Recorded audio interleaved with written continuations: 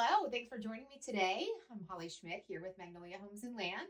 I have Seth Farley here, one of my very, very favorite people. Seth is going to talk to us about his experience with marketing and becoming a realtor. So, Seth has been with the Magnolia brand since 2020. So, we're racking on 5 years. So, next year will be our fifth year. It's kind of a crowning achievement, you know? Oh, that's what I'd say. I think over all the years of me working for different companies, the biggest thing that I've had to really learn was loyalty. Most of the companies I've worked for over the years had been there for about a year. For all of you that know that, I apologize. I did not stay with you longer, but no, I decided to stick with Magnolia. I really like the culture that it provided. They gave me the creative control to really like take the business to the next level with my marketing. So it was a good decision for me, I think, in the long run, and glad to be here. W. We call him Dub around here, right? So we got a definite win with you, Seth. So Seth is the leader of our marketing department here at Magnolia Homes and Land. And I guess about a year ago, right? A year ago now, he decided to branch out and he wanted to wear the R and be a realtor. And he's been successful. He's had a couple of closings up until this point. He's got a new listing that just recently went under contract this past weekend. Great job and congrats on that.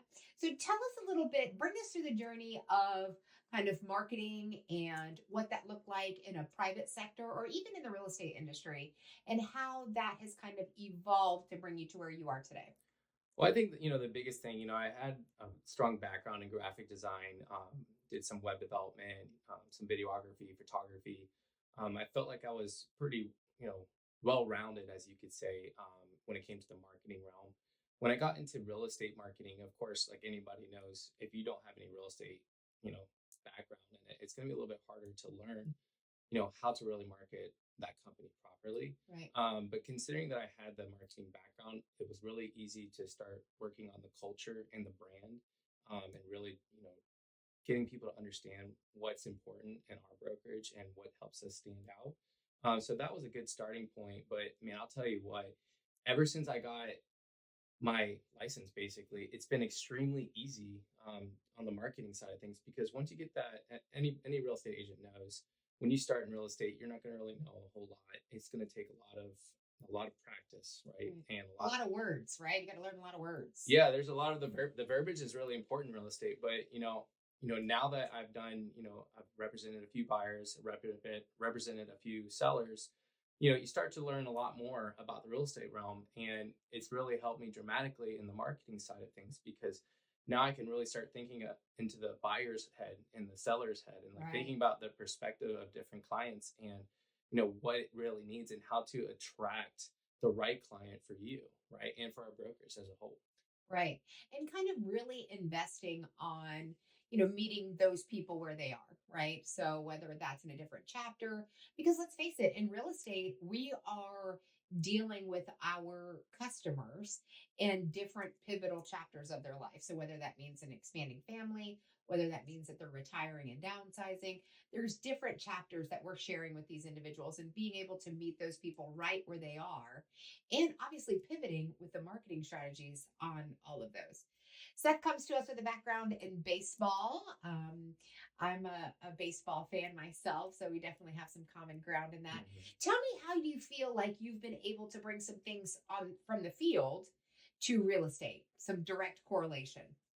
Well, I just think in life in general, baseball is a great representation of life and how it can be extremely difficult, how you're going to fail a lot, right? In baseball, you fail a lot. Let's just Right. say on average, for most people that don't know, you can fail 7 out of 10 times in the MLB when as a batter, not on defense. Okay, for all of you that know, right? But Unless you're De La Cruz, and then right, things right, might be right. different. But you can still go in the Hall of Fame, right? And you make so many mistakes, and it's just learning from that. So the coaching background that I have has really kind of taught me how to be accountable for my own my own mistakes, right? And I think the problem that a lot of people have in real estate these days is they blame their broker or they blame the leads or they blame everything else but themselves. And I think at the end of the day, it really comes down to your own accountability and going out there and just Right. working the leads, working the process, working the transaction, and being professional through all of it. We had, me and my dad, we coached together for 7 years in travel ball. And the biggest thing that, we really focused with the kids is really being disciplined, right? And having good character and going out there and working harder than your competitors, but not putting them down at the same time, right? Right. I think that's another issue that, we run into all the time. It's a really competitive market, and everybody's, oh, I got to be the best. I got to be the best. What can I do to be better than the other person? At the end of the day, I want the other real estate agent to do great too, that I'm working against. I mean, don't get me wrong. I mean, I want to get a better deal all day, but That's the competitive nature that's coming into yeah, play but there. I mean, it's a relationship business. You're gonna run into that same real estate agent again, and just like I did with coaches in the past. When I was younger, I was like, let's dominate these teams and these coaches. We're better. We're gonna whoop them, and we did. But at the end of the day, I lost relationships with other coaches that could have been great resources for me as a real estate agent today. So I think that I've learned quite a bit. My dad's taught me a whole lot when it comes down to, just building those right relationships. And I think when you're working in a real estate transaction, it comes down to making sure that you're not looking after yourself, but you're looking after the whole team as a process. So like how I look at each transaction is very similar to looking at it as a team, right? I So love that. I mean, when it comes down to my lenders, to the people that inspect the homes, to you know everybody that comes into a day-to-day basis in a transaction, I need to make sure that everybody's doing their job, holding them accountable, holding myself accountable, and making sure that we're getting through the other side with a W. And I think using that kind of mindset to everything that I do in real estate has really kind of helped me understand what it's like to make it through the long haul. A lot of agents, they say they want to be real estate agents and they work really hard, but they don't plan for their future and how to develop those relationships that stay in your life. And I Right. think, it's a people business, and I love people, and I love everything I do about it. And I'm slowly growing more passionate for real estate. And I understand it's not going to happen overnight. Everything that you do is going to take at least 150,000 reps, no matter what it is, before you develop any type of passion for it. And you can say that you love going into a home or you love working with clients, but until you put in the work, it's not going to be a true passion. So that's something I'm trying to work towards and striving towards. I'm already developing more of a passion for it every single day, and pairing that with my marketing and my background when it comes just to successful winning. That's what I've seen to work for me so far. Lots of ingredients for a successful recipe is what I hear you say. Correct. I think that you bring up a really great point. When we're talking about baseball and we're talking about, that's a team sport, right? So when we think about that theoretically, and that game development is not for us to win, right? That game is set up for us to fail, whether it's in the box or whether it's on the defensive side of the ball. Right. So it's a setup for failure. And no matter what we do, we always have to adjust. Right. So when we're in the box, we're in there all by ourselves. I mean, yes, there's, a lineup behind us, but we're up there by ourselves. So it becomes very individualized. And I think that is some good comparison for what we have here. We have a great team, but also we go on that listing appointment, we're by ourselves. Right. So we've got to show up as the best versions of ourselves. And sometimes we've got to make adjustments. So whether that's with the individual or whether that's with the transaction, we have to adjust so that we can get to the finish line, so we can get to the series. What do you think about the Yanks going to the series? I hate it. Yeah, I kind of do too. I'm not a big Yankees fan. For anybody that knows me, I know my friend Matthew Buckman. He's a good friend of mine. He's a huge Yankees fan. I know he's over the moon excited for them. But I mean, they finally, bought everybody in the MLB to get there at the end of the day. But hey, whatever. I mean, I'm proud that they can at least hit home runs when they really need it. It's about time that they finally started doing it. Amen. But well, I mean, they do have the largest payroll in the MLB. So I'm saying they bought the whole MLB to win it. So at the same time, it's going to be a classic showdown. I mean, you got the Dodgers versus the Yankees. I think it's going to be, it's definitely a Hollywood show up right there. I agree. You got some of the highest paid coast players. to coast, right? Yeah, 100%. So I think it's going to be interesting no matter what. But yeah, for me, Yankees fan, not a huge fan. But hey, proud for all those Yankee fans. I mean, you guys got 26 or 27 championships now. So let's hope that you guys can get another one. I'm pulling for the Dodgers. I mean, I don't know about you, but I'm definitely pulling for the Dodgers. I really wanted the Guardians, aka the Indians, to kind of show up. I felt like they were kind of the black sheep going into the playoffs, but they couldn't make it through. But they did put up a hell of a fight, so that was a good fun playoff situation to watch. But anyways, okay, so back to real estate talk. So tell me about kind of right now. So in the now, what are some things that you have seen that has helped you the most in capture? So whether that's lead capture, social media platforms, Seth's an Instagram guy. That's his go-to social media Yeah. platform. So kind of tell me how you've been able to work Instagram to assist you with facilitating those relationships and what you have seen has worked the best. I mean, for the most part, how I look at it, I mean, everybody's different in their own approach. But I like shooting videography of homes, right? For all of those agents that have allowed me to shoot a video of their house, I greatly appreciate it. Thank you. When- Thank you. yeah, when you're starting off in the beginning, you don't have listings, right? So how are you going to let people know that you're a real estate agent? A lot of people make static posts. A lot of people do emails. People do different types of campaigns all around the board. Right. But for me, I want to show people homes, right? Because at the end of the day, what are we here to do is to sell homes, right? So why not Match make, right? So I mean, at the end of the day, what I look at is, as real estate agents, we're here to sell homes, right? So when it comes down to the video side of things, it comes down to the type of client that you're looking for, right? So for Right. me, I want to attract people that I think I could really work well with, which are extremely established people, people that have really good system in place. I work with people that are very detail oriented. So for me, that's something I know I can definitely get along It's a with good people fit like for that. you. Yeah, it's a great fit for me, right? Right. So for most of that, I mean, I'm seeing the price range between 550 to about $1 million. So what I do is I look for homes that are in that category that are definitely interesting to look at, right? And could be a home that most people are wanting to Show off, purchase, right? right. Show off. And I go there and I shoot a video, and I have my drone guy Dalton Hobbs come out and he shoots some drone shots. So shout out to Dalton.